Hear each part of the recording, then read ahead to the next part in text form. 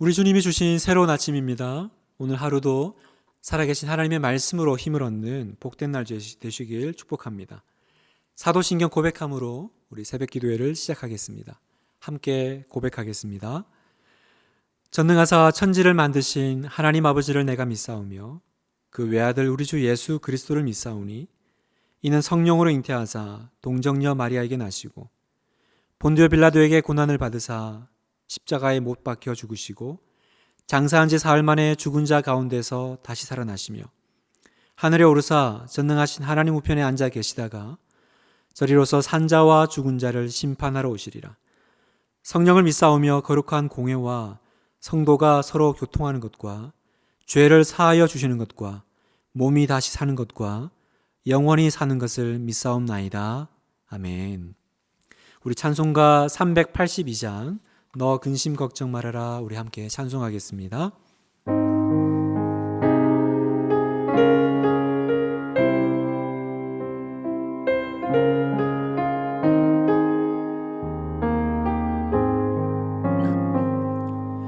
너 근심 걱정 말아라, 주 너를 지키리.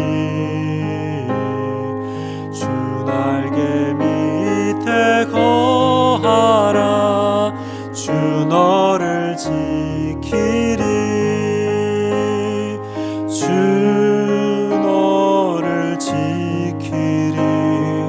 아무 때나 어디서나 주 너를 지키리. 늘 지켜주시리. 어려워 낙심될 때에 주 너를 지키리. 위험한 일을 당할 때 주 너를 지키리. 주 너를 지키리. 아무 때나 어디서나 주 너를 지키리. 늘 지켜주시리.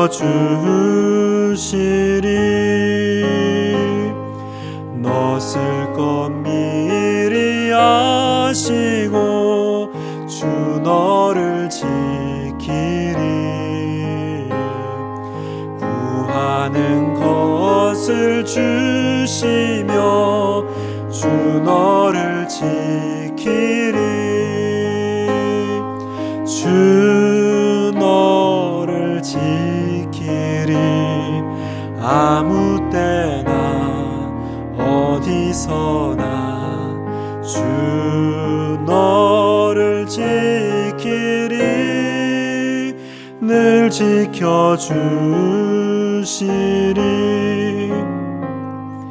어려운 시험 당해도 주 너를 지키리.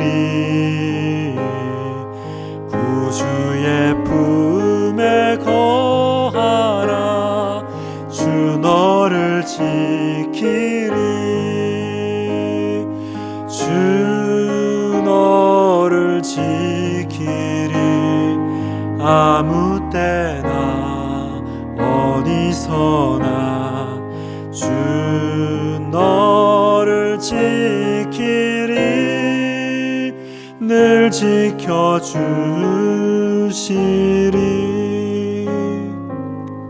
아멘. 오늘 주신 하나님 말씀은 잠언 10장 18절에서 24절까지 말씀입니다. 구약성경 921페이지에 있는 잠언 10장 18절에서 24절까지 말씀을 함께 봉독하겠습니다. 미움을 감추는 자는 거짓된 입술을 가진 자요, 중상하는 자는 미련한 자이니라. 말이 많으면 허물을 면하기 어려우나 그 입술을 제어하는 자는 지혜가 있느니라. 의인의 혀는 수능과 같거니와 악인의 마음은 가치가 적으니라. 의인의 입술은 여러 사람을 교육하나 미련한 자는 지식이 없어 죽느니라. 여호와께서 주시는 복은 사람을 부하게 하고 근심을 겸하여 주지 아니하시느니라. 미련한 자는 행악으로 낙을 삼는 것 같이 명철한 자는 지혜로 낙을 삼느니라. 악인에게는 그의 두려워하는 것이 임하거니와 의인은 그 원하는 것이 이루어지느니라. 아멘. 행복한 삶이란 어떤 삶일까요? 행복한 삶이 되려면 어떻게 사는 것일까?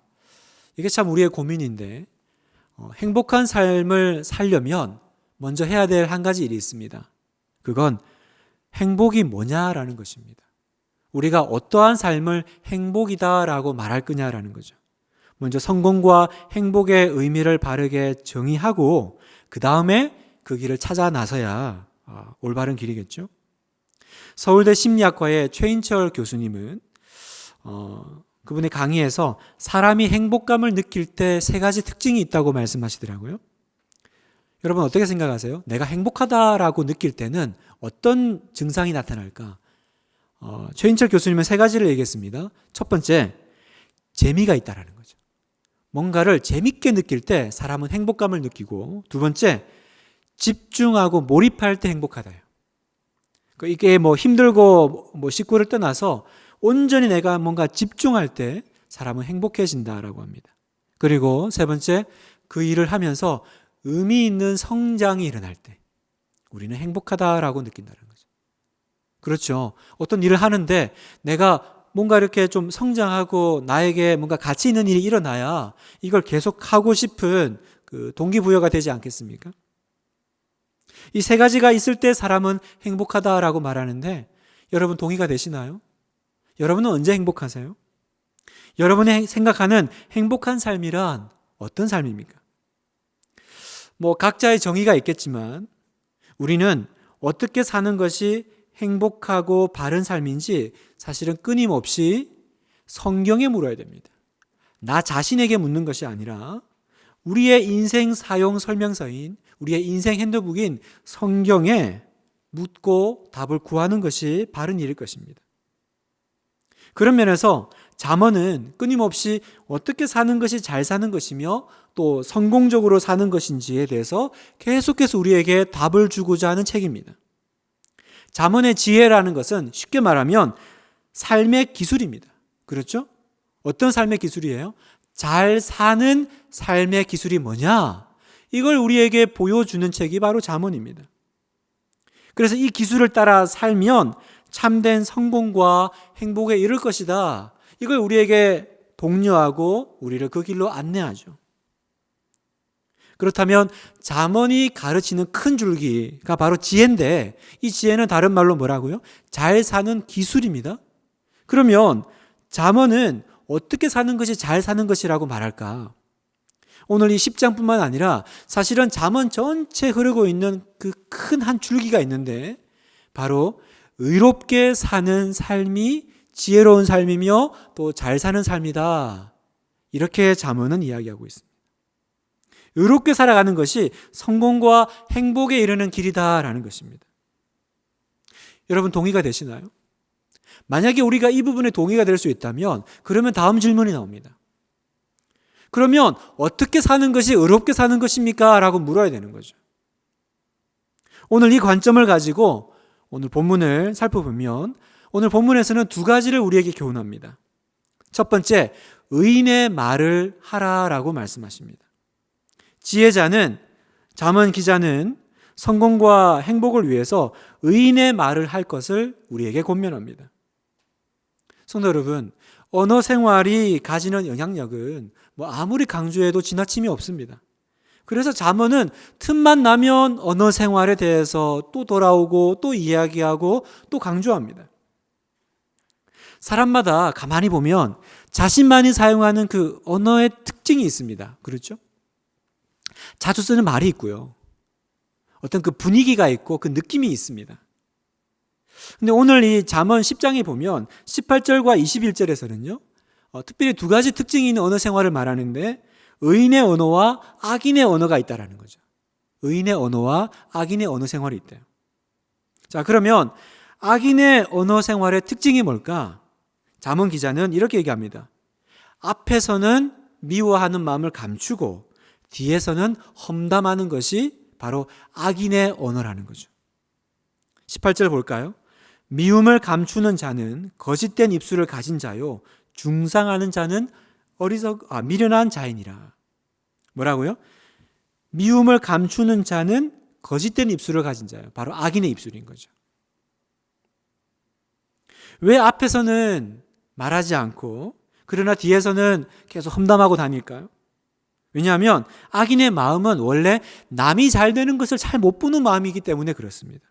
잠언 21장 10절, 악인의 마음은 남의 재앙을 원하나니 그 이웃도 그 앞에서 은혜를 입지 못하느니라. 악인의 이 언어 생활의 그 중심에 뭐가 있다고요? 남이 잘 되는 걸 못 보는 그 악한 마음이 있다는 거죠. 흔히 우리나라 속담에도 사촌이 땅 사면 배 아프다고요. 그걸 못 견디는 거죠. 못 견디니까 앞에서는 뭐라고 안 하지만 계속 그 사람에 대해서 안 좋은 이야기를 퍼뜨리고 또 나쁜 말을 한다는 것입니다. 악인의 언어 생활의 특징이 뭐라고요?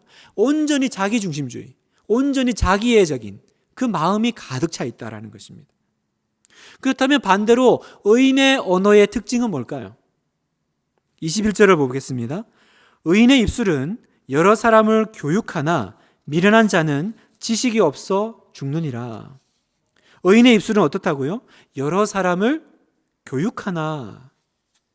이게 무슨 말일까요? 여러 사람을 교육하는 입술. 여기서 교육하나에 해당되는 히브리어 라라는 단어는요, 원래 짐승을 먹이고 또 목양하고 기르고 뭐 이런 뜻입니다. 그러니까 원문과 비슷하게 번역을 하면 의인의 입술은 많은 사람을 먹이나 이렇게 번역할 수 있는 겁니다. 다시 말해서 의인의 언어는 그 중심에 어떤 마음이 있어요? 다른 사람을 돌보는 목자의 마음이 있는 거죠. 그 자기 짐승을, 자기 그 가축을 이렇게 목자가 얼마나 챙기고 또 얼마나 먹이고 입힙니까? 의인의 언어가 꼭 그런 목자의 심정으로 타인을, 다른 사람을 배려하고 살피고 먹이는 거죠. 그래서 입술로 타인의 허물을 감추는 거예요. 또한 시의적절한 말로 상대방의 영혼을 북돋아 줍니다. 그게 의인의 언어의 특징이라는 거죠. 다른 사람을 살리는 말입니다. 다른 사람을 살리는 말. 그래서 32절 오늘 마지막 절에 보면 32절을 새 번역본은 이렇게 번역합니다. 의인의 입술은 남을 기쁘게 하는 말이 무엇인지 알지만 악인의 입은 거짓을 말할 뿐이다. 의인의 입술은 남을 기쁘게 하는 말이 무엇인지 안돼요. 남을 기쁘게 하는 말이 뭘까요? 이건 그냥 뭐 기분 좋으라고 해주는 얘기가 아니라 그 사람을 살리는 언어를 쓴다는 겁니다. 사랑하는 성도 여러분, 요즘 이렇게 우리가 그 긍정의 언어를 많이 강조하고 또 가르칩니다. 그러나 성경이 말하는 진짜 복된 언어는 뭐냐면 목자의 언어입니다. 목자의 언어. 왜 어떤 사람과는요, 대화를 할수록 본인은 막 신나서 이야기하는데 듣는 사람은 마음이 공허하고 점점 생기가 사라질까? 왜냐하면 그 말하는 사람이 상대를 돌보는 마음이 없이 오직 자기중심적인 말을 계속하게 되면 그런 현상이 벌어지는 겁니다. 그러니까 이 사람하고 얘기를 하면요, 이 사람은 뭘 얘기를 많이 하는데 우리가 대화를 많이 나누는데 듣는 사람들의 마음은 점점 건조해져 가는 거죠. 어제 본문에서 묵상했던 것처럼 의인의 말은 생명샘과 같다. 생명샘이 뭐예요? 그 물을 먹으면 건조해지는 것이 아니라 다시 촉촉해지고 적셔지고 다시 이렇게 생기가 도는 거죠. 활력이 도는 겁니다. 모두의 생명을 살리는 성령의 언어를, 성령의 도구를 쓰는 것이 바로 의인의 언어다. 그래서 20절에 의인의 혀는 순은과 같거니와 이렇게 표현합니다. 순은 뭡니까? 최상급의 은, 너무 가치가 있는 의인의 입술이 그런 가치를 띈다라는 것입니다. 성도 여러분, 오늘 아침에 우리의 입술이 마치 그 최상급의 그 순은과 같이 정말 빛나고 가치 있는 입술이 되기를 축복합니다. 그렇게 기도하십시다. 하나님, 내가 긍정의 언어를 넘어서 저에게 목자의 언어를 주시옵소서. 그래서 항상 자기를 돌보고 살피는 것이 아니라 다른 사람을 돌보는 언어, 그 마음을 헤아리고 보살피는 언어를 씀으로써 생명의 샘 같은 의인의 언어를 쓰는 그런 내가 되게 해주시옵소서, 그렇게 기도했으면 좋겠습니다. 두 번째, 우리에게 가르치는 것은 바르게 불을 쌓아가라, 이렇게 가르치십니다. 22절은 하나님이 주시는 축복으로서의 복에 대한 금언인데요. 22절 한번 읽어볼까요? 여호와께서 주시는 복은 사람을 부하게 하고 근심을 겸하여 주지 아니하시느니라. 여호와께서 주시는 복은 사람을 부하게 하고 근심을 겸하여 주지 아니하시느니라. 이게 무슨 말일까? 두 가지를 생각해 볼 수 있습니다. 첫 번째, 여호와께서 주시는 복은 사람을 부하게 하고, 이 말을 현대인의 성경은 이렇게 번역을 해요. 여호와께서 복을 주시기 때문에 사람이 부하게 되는 것이지 노력만 한다고 해서 부자가 되는 것이 아니다. 이해되시죠? 무슨 말입니까? 부는 전적으로 하나님이 주시는 선물이다라는 것입니다. 우리는 일반적으로 부와 재물은 나의 부지런함과 나의 능력으로 얻는 거라고 생각합니다. 그러나 내가 열심히 일한다고 다 부가 이렇게 축적이 됩니까? 능력이 있고 재능이 있고 내가 최선을 다하면 그러면 부를 쌓아갈 수 있습니까? 그렇다면 이 세상에 능력 있고 열심히 있는 사람들은 다 부자가 되어야 될 것입니다. 근데 현실은 그렇지 않죠. 왜요? 재물은 하나님이 주시는 것이기 때문입니다. 그렇다면 여기서 우리가 붙잡아야 될 교훈은 뭐냐? 부라는 것은 재물은 내가 소유하는 것이 아니라 하나님이 주시는 거라면 하나님이 나에게 맡기시는 거라는 것을 기억해야 됩니다. 재물에 대한 우리의 태도는요, 내가 소유자로 살아가는 것이 아니라 우리는 청지기, 그죠? 맡겨진 것을 관리하는 사람으로 살아가는 것입니다. 내 소유가 늘어나서 기쁩니까? 왜 기쁘세요? 내가 이렇게 열심히 했더니 이렇게 부가 늘어났네. 그래서 기쁜 게 아니에요. 왜요? 부는 하나님이 주시는 거라니까요. 그러면 내가 기쁜 이유는 이겁니다. 나같이 이렇게 부족한 종을 하나님이 충성되이 여겨서 이만큼의 재정과 재물을 맡겨주셨네. 그래서 기뻐하는 겁니다. 그러면 하나님께서 이것을 맡기셨다면 우리는 그걸 어떻게 써야 될까요? 마치 내 거인 것처럼 소유하고 쓰고 살아가야 될까요? 이런 말이 있습니다. We are blessed to bless. 무슨 말이에요? 나는 다른 사람을 축복하기 위해서 축복받았다라는 거죠. 다른 사람을 축복하기 위해서 축복받았다. 다른 사람을 위해서 쓰라고, 다른 사람을 축복하라고, 사용하라고 맡기셨다라는 거예요. 이걸 예수님께서는 마태복음 24장 45절에 이렇게 말씀하세요. 제가 한번 읽어보겠습니다. 충성되고 지혜 있는 종이 되어 주인에게 그 집 사람들을 맡아 때를 따라 양식을 나눠줄 자가 누구냐? 주인이 올 때에 그 종이 이렇게 하는 것을 보면 그 종이 복이 있으리로다. 내가 진실로 너에게 이르노니 주인이 그의 모든 소유를 그에게 맡기리라. 방금 말씀드렸던 모든 것이 집약된 말씀이죠. 충성되고 지혜 있는 종이 누구냐라는 거예요. 어떤 사람이 지혜 있는 인생이고 종입니까? 주인이 양식을 맡겨줬는데 그걸 그 집안 사람들에게 때에 따라서 잘 사용하는, 그 사람이 맡겨진 것을 관리하고 잘 사용하는 종이 지혜로운 종이라는 거예요. 이런 종은 복을 받아서 주인이 더 맡기실 거라는 거죠. 주인이 그의 모든 소유를 그에게 맡기느니라. 사랑하는 성도 여러분, 하나님께서 여러분에게 많은 것을 맡기셔도 안심할 만한 그런 청지기적인 삶을 사는 여러분 되시기 축복합니다. 왜 하나님이 나에게 이것들을 허락하지 않으실까? 혹시 내가 청지기가 아니라 소유자된 마음으로 살아가고 있어서 그런 건 아닌지 오늘 아침 돌아보기를 원합니다. 두 번째, 근심을 겸하여 주지 아니하시느니라, 이렇게 말씀하세요. 하나님이 주시는 부는 어떤 특징이 있냐? 편안하고 떳떳하고 당당하고 빼앗기지 않을 거라는 거죠.